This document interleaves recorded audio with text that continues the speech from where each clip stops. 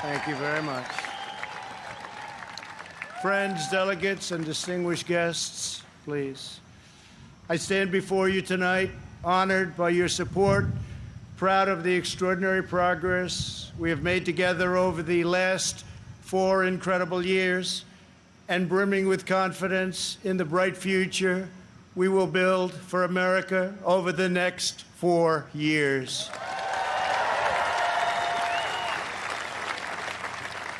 We begin this evening. Our thoughts are with the wonderful people who have just come through the wrath of Hurricane Laura. We are working closely with state and local officials in Texas, Louisiana, Arkansas, Mississippi, sparing no effort to save lives. While the hurricane was fierce, one of the strongest to make landfall in 150 years, the casualties and damage were far less than thought possible only 24 hours ago. And this is due to the great work of FEMA, law enforcement, and the individual states. I will be going this weekend, and congratulations, thank you for that great job out there. We really appreciate it.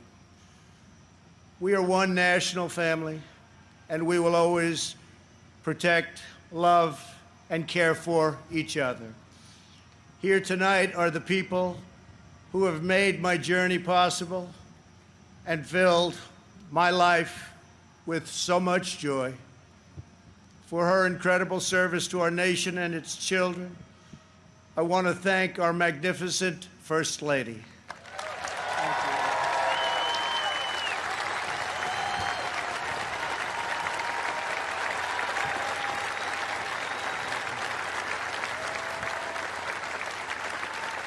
Thank you, sweetheart.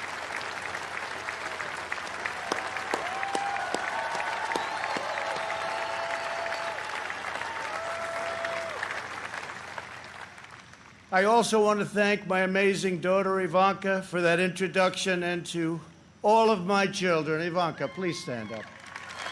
Thank you. And to all of my children and grandchildren, I love you more than words can express. I know my brother Robert is looking down on us right now from heaven. He was a great brother and was very proud of the job we are all doing. Thank you. We love you, Robert.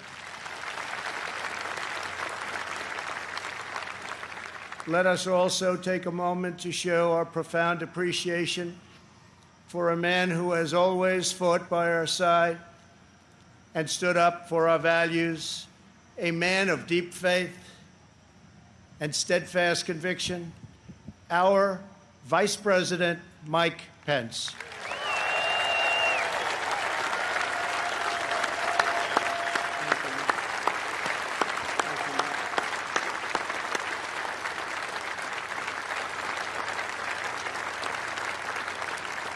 And Mike is joined by his beloved wife, a teacher, and military mom, Karen Pence. Thank you, Karen.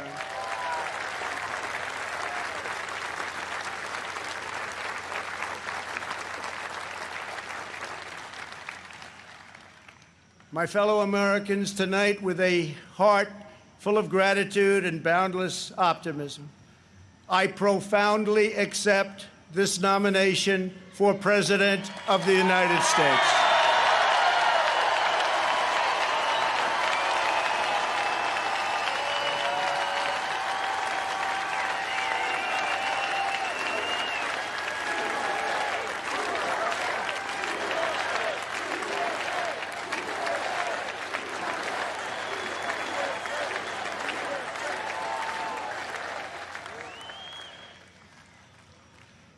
The Republican Party, the party of Abraham Lincoln, goes forward united, determined, and ready to welcome millions of Democrats, independents, and anyone who believes in the greatness of America and the righteous heart of the American people.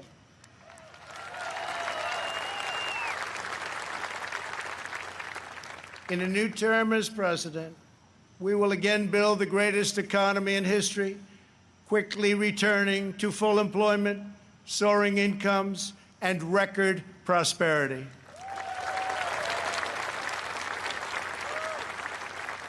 We will defend America against all threats and protect America against all dangers. We will lead America into new frontiers of ambition and discovery, and we will reach for new heights of national achievement. We will rekindle new faith in our values, new pride in our history, and a new spirit of unity that can only be realized through love for our great country.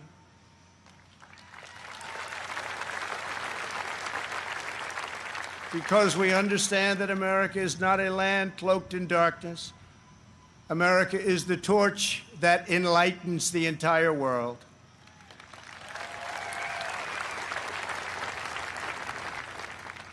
Gathered here at our beautiful and majestic White House, known all over the world as the People's House, we cannot help but marvel at the miracle that is our great American story. This has been the home of larger-than-life figures like Teddy Roosevelt and Andrew Jackson, who rallied Americans to bold visions of a bigger and brighter future. Within these walls lived tenacious generals like President Grant and Eisenhower, who led our soldiers in the cause of freedom. From these grounds, Thomas Jefferson sent Lewis and Clark on a daring expedition to cross a wild and uncharted continent. In the depths of a bloody civil war, President Abraham Lincoln looked out these very windows upon a half-completed Washington Monument and asked God, in his providence, to save our nation. 2 weeks after Pearl Harbor, Franklin Delano Roosevelt welcomed Winston Churchill, and just inside, they set our people on a course to victory in the Second World War. In recent months, our nation and the entire planet has been struck by a new and powerful, invisible enemy. Like those brave Americans before us, we are meeting this challenge. We are delivering life-saving therapies and will produce a vaccine before the end of the year, or maybe even sooner.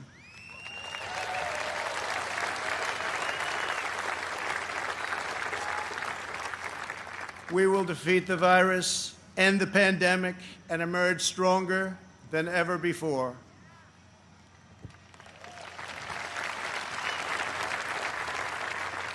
What united generations past was an unshakable confidence in America's destiny and an unbreakable faith in the American people. They knew that our country is blessed by God and has a special purpose in this world.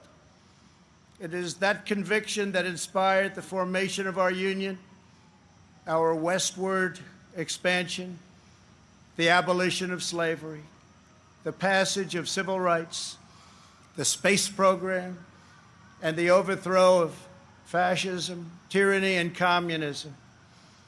This towering American spirit has prevailed over every challenge and lifted us to the summit of human endeavor. And yet, despite all of our greatness as a nation, everything we have achieved is now in danger. This is the most important election in the history of our country.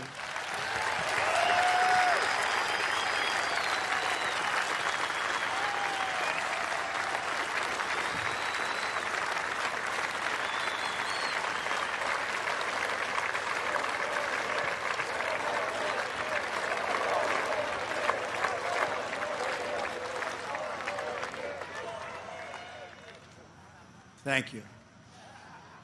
At no time before have voters faced a clearer choice between two parties, two visions, two philosophies, or two agendas. This election will decide whether we save the American dream or whether we allow a socialist agenda to demolish our cherished destiny. It will decide whether we rapidly create millions of high-paying jobs or whether we crush our industries and send millions of these jobs overseas, as has foolishly been done for many decades. Your vote will decide whether we protect law-abiding Americans or whether we give free rein to violent anarchists and agitators and criminals who threaten our citizens. And this election will decide whether we will defend the American way of life or whether we will allow a radical movement to completely dismantle and destroy it. That won't happen.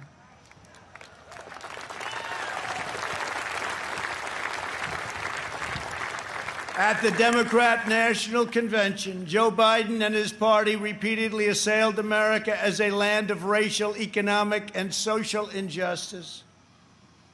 So tonight I ask you a simple question. How can the Democrat Party ask to lead our country when it spends so much time tearing down our country?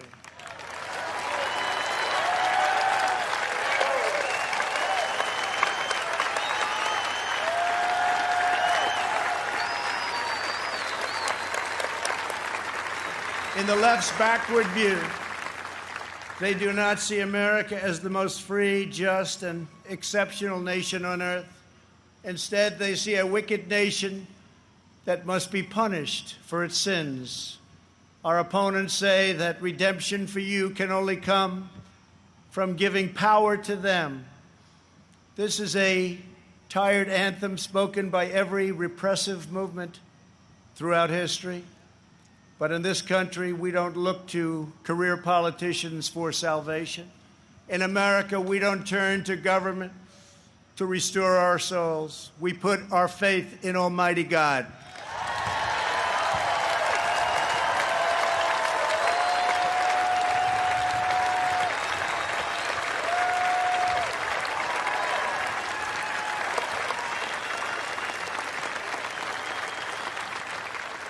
Joe Biden is not a savior of America's soul.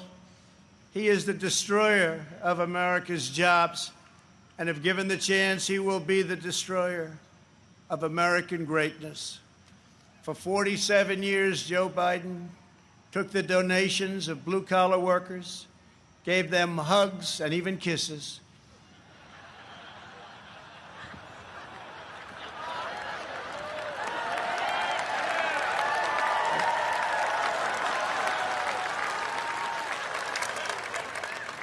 and told them he felt their pain, and then he flew back to Washington and voted to ship our jobs to China and many other distant lands.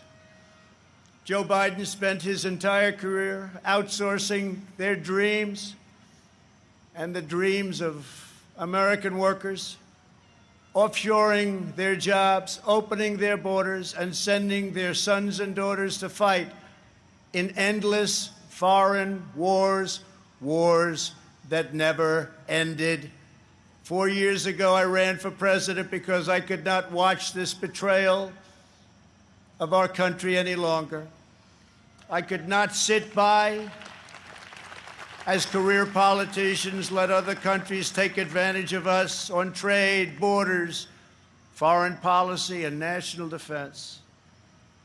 Our NATO partners, as an example, were very far behind in their defense payments. But at my strong urging, they agreed to pay $130 billion more a year, the first time in over 20 years that they upped their payments.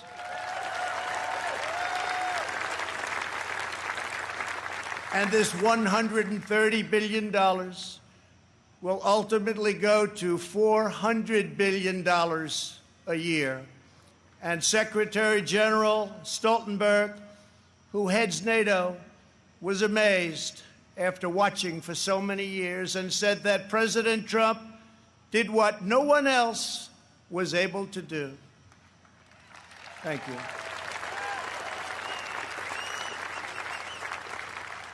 From the moment I left my former life behind, and it was a good life, I have done nothing but fight for you. I did what our political establishment never expected and could never forgive, breaking the cardinal rule of Washington politics. I kept my promise.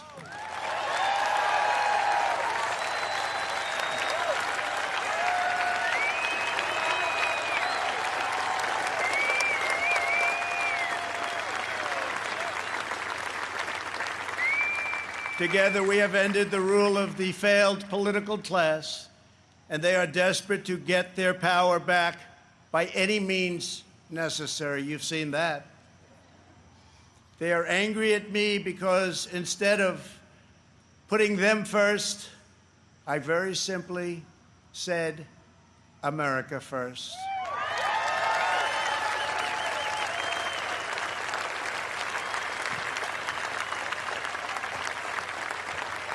Thank you. Days after taking office, we shocked the Washington establishment and withdrew from the last administration's job-killing Trans-Pacific Partnership. I then immediately approved the Keystone XL and Dakota Access pipelines, ended the unfair and very costly Paris Climate Accord, and secured for the first time American energy independence.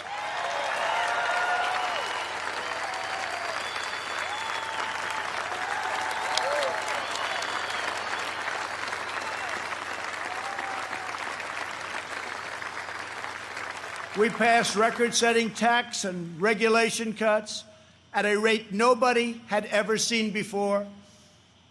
Within 3 short years, we built the strongest economy in the history of the world. Washington insiders asked me not to stand up to China. They pleaded with me to let China continue stealing our jobs, ripping us off, and robbing our country blind. But I kept my word to the American people. We took the toughest, boldest, strongest, and hardest-hitting action against China in American history by far.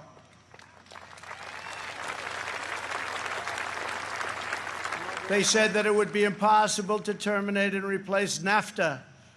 But again, they were wrong.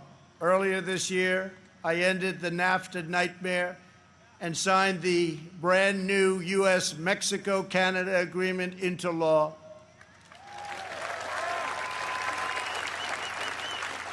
And right now, auto companies and others are building their plants and factories in America, not firing their employees, and not deserting us for other countries. In perhaps no area did the Washington special interests try harder to stop us than on my policy of pro-American immigration. But I refuse to back down, and today America's borders are more secure than ever before.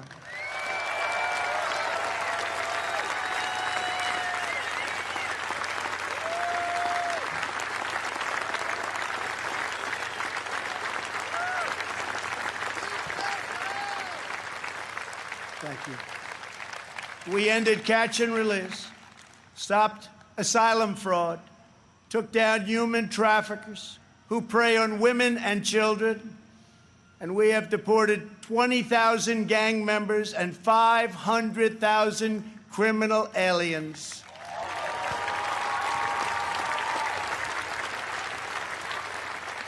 We have already built 300 miles of border wall, and we are adding 10 new miles every single week. The wall will soon be complete, and it is working beyond our wildest expectations.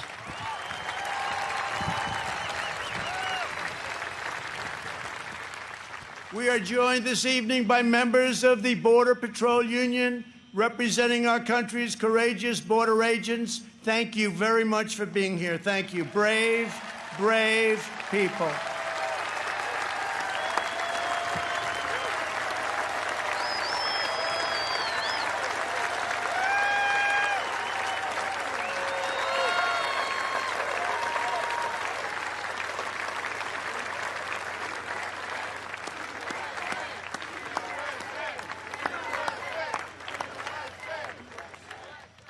You see, this country loves our law enforcement. They do.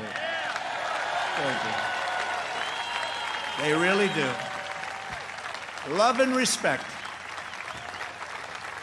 When I learned that the Tennessee Valley Authority laid off hundreds of American workers and forced them to train their lower-paid foreign replacement, I promptly removed the chairman of the board. And now those talented American workers have been rehired and are back providing power to Georgia, Alabama, Tennessee, Kentucky, Mississippi, North Carolina, and Virginia.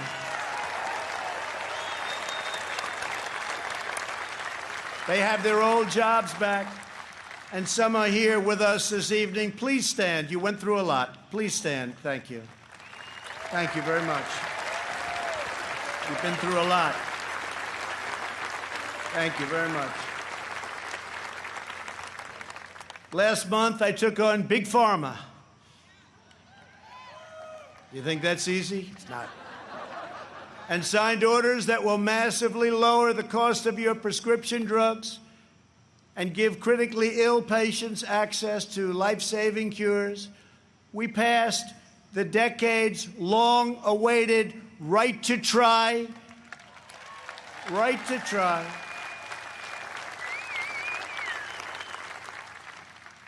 We also passed VA accountability and VA choice. Our great veterans, we're taking care of our veterans. 91% approval rating this month, the VA, given by our veterans. First time anything like that's ever happened. By the end of my first term, we will have approved more than 300 federal judges, including 2 great new Supreme Court justices.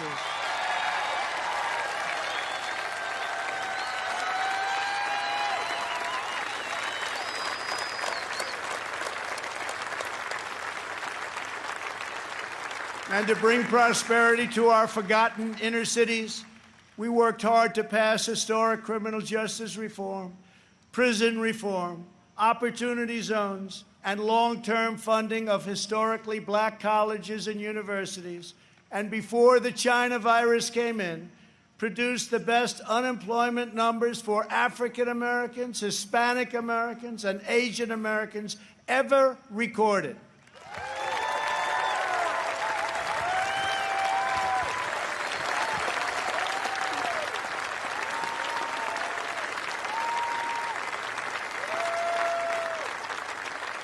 And I say very modestly that I have done more for the African-American community than any president since Abraham Lincoln, our first Republican president.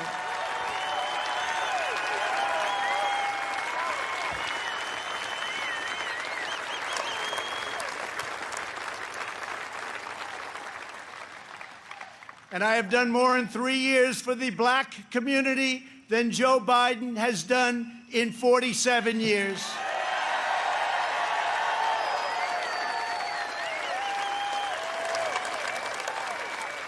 And when I'm reelected, the best is yet to come.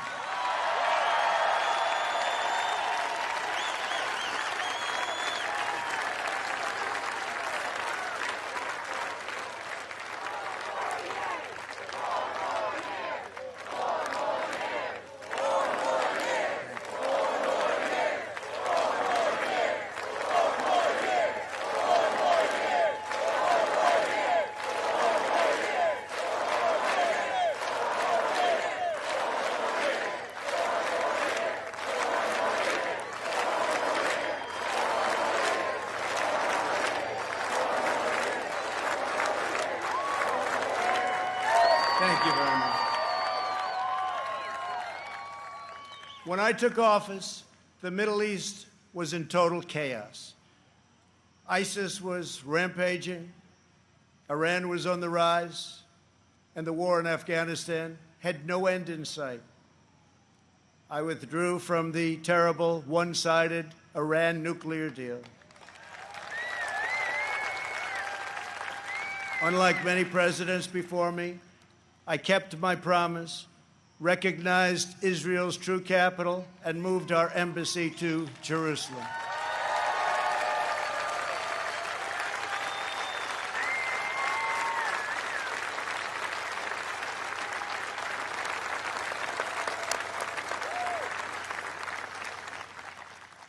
But not only did we talk about it as a future site, we got it built. Rather than spending $1 billion on a new building as planned, we took an already owned existing building in a better location. Real estate deal, right? And opened it at a cost of less than $500,000.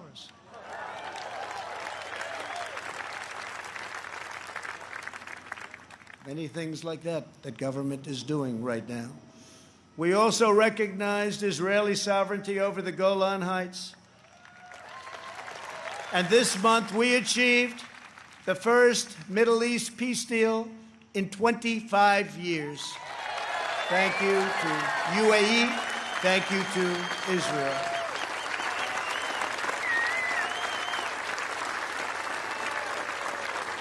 In addition, we obliterated 100% of the ISIS caliphate and killed its founder and leader, Abu Bakr al-Baghdadi.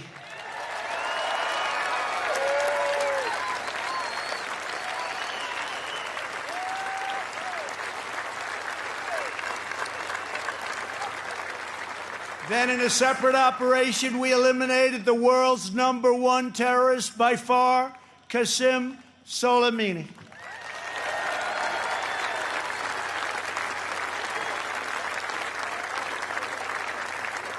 Unlike previous administrations, I have kept America out of new wars, and our troops are coming home. We have spent nearly $2.5 trillion on completely rebuilding our military, which was very badly depleted when I took office, as you know. This includes 3 separate pay raises for our great warriors.